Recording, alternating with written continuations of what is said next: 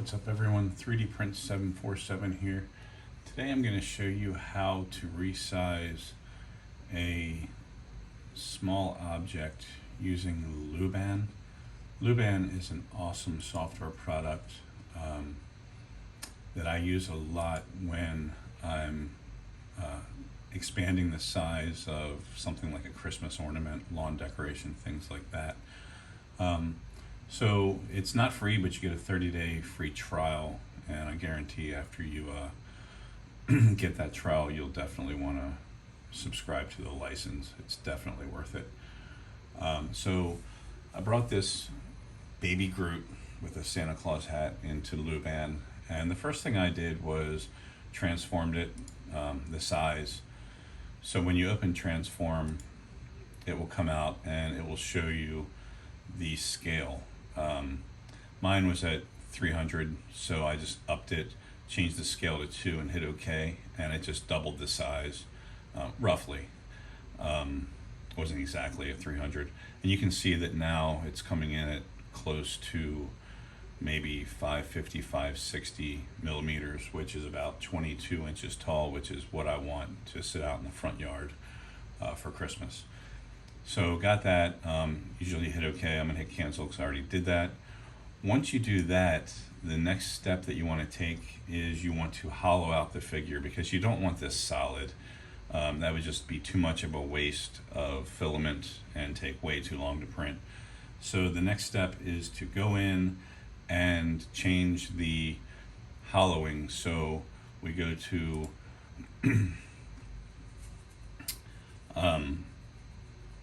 sorry, I lost track. So the next step is to click mesh and then click hollow, and hollow is right here. Sorry, my dog was bugging me. So you go into mesh, then click hollow, and the recommendation for hollow, the number that will originally come up will be 10. The recommendation is to change it to 18, and this is based on other users in the Facebook Luban forum. So we'll change this to 18 and hit OK. And then what that will do is it will open a new window with the hollowed model. So stay tuned, and once that window opens, we'll pop back into Luban.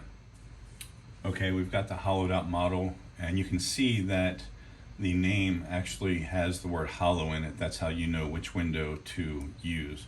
So we're going to use this hollowed out window, expand that, and then what we're going to do is we're going to go in and we're going to choose mesh, and we're going to choose cut. And what this is going to do is it's going to slice the model so it will print on your printer in multiple sections, or fit on your printer in multiple sections. So choose cut.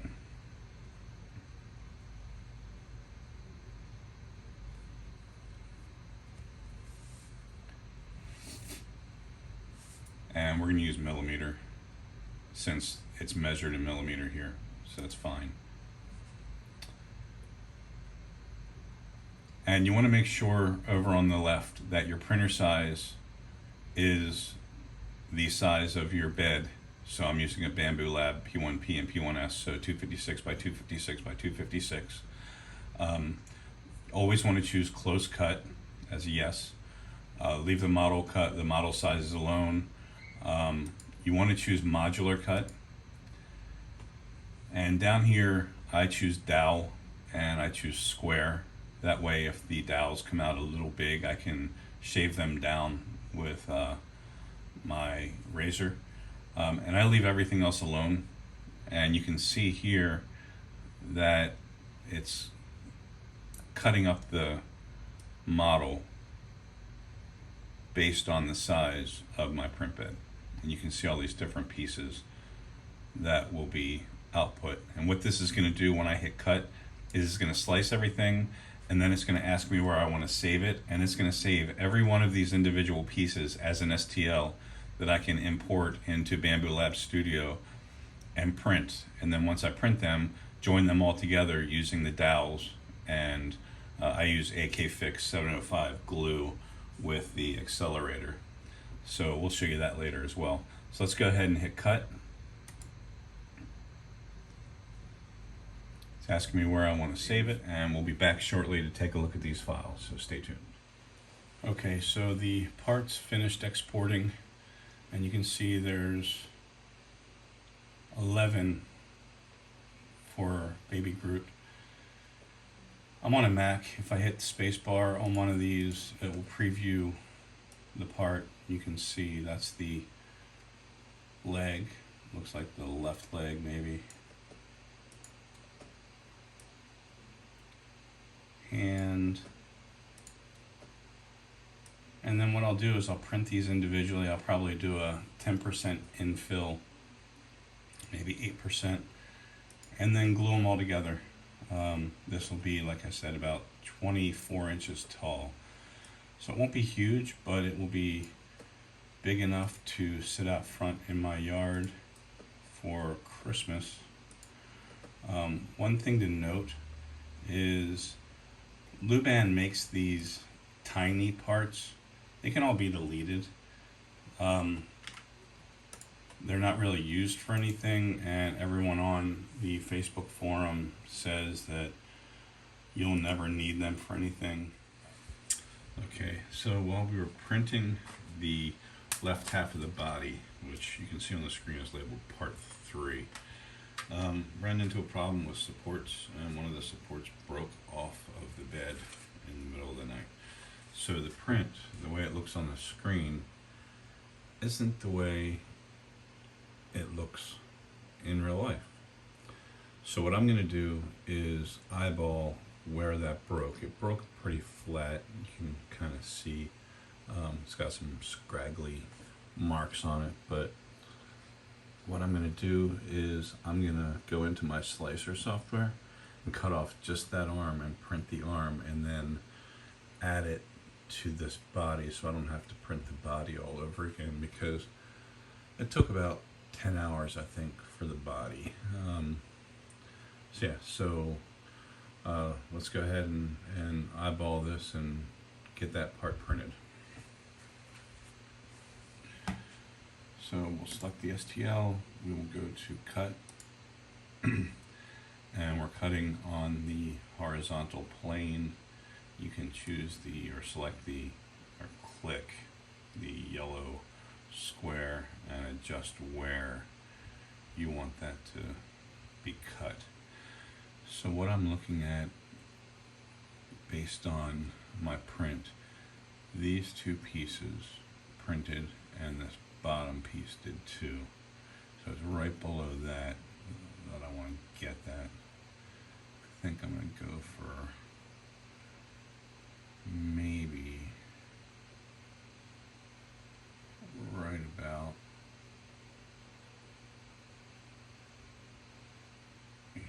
here.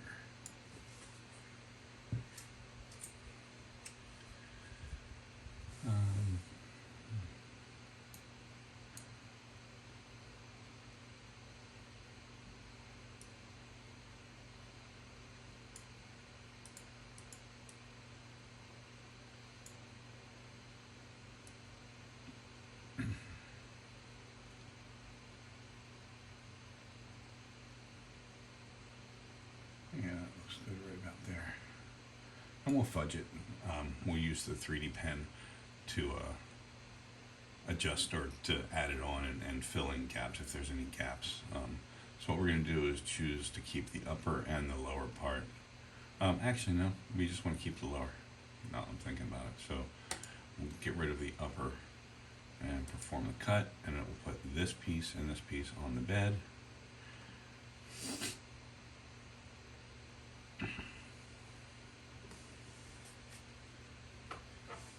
Alright, and then that's what we're dealing with now. So let's see if this is separate. It's not, it's together. So now what we're going to do is select this, and we're just going to cut the body away, because we don't want the body, right, we just want the arm. So we're going to go 90 degrees right here, and when you zoom in you can see it's not going to touch that arm. So we're going to keep that would be the bottom part, because I rotated to the right, so we're still going to keep the lower part. You can always undo if you have an issue with that if you save the wrong part. Not a big deal. Alright, now what we're going to do is select this again, cut again, and we're going to go on an angle. And we're going to go this way, and we're going to keep the lower part still. Ooh, see, I did it wrong. We want to keep the upper part, duh. So, undo, and keep the upper part, and form cut. So now what we're stuck with is this little piece of remnant that's left over.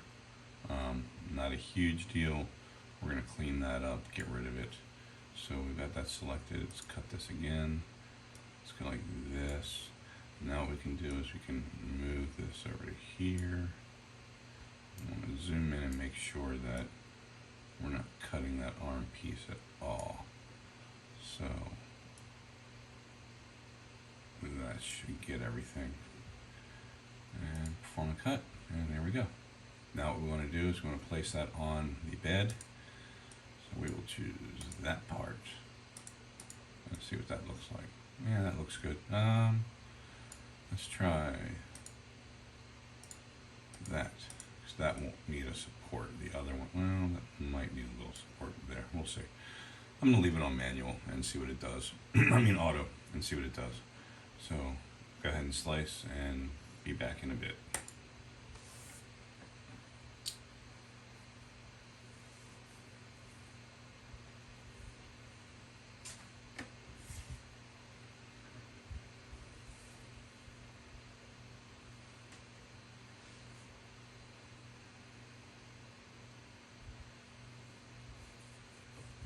Okay, so it's finished slicing, and it didn't need the supports, which I didn't think it would. It needs one little one right there, not a big deal. Nothing over here, so we're good. So let's go ahead and get that on the printer.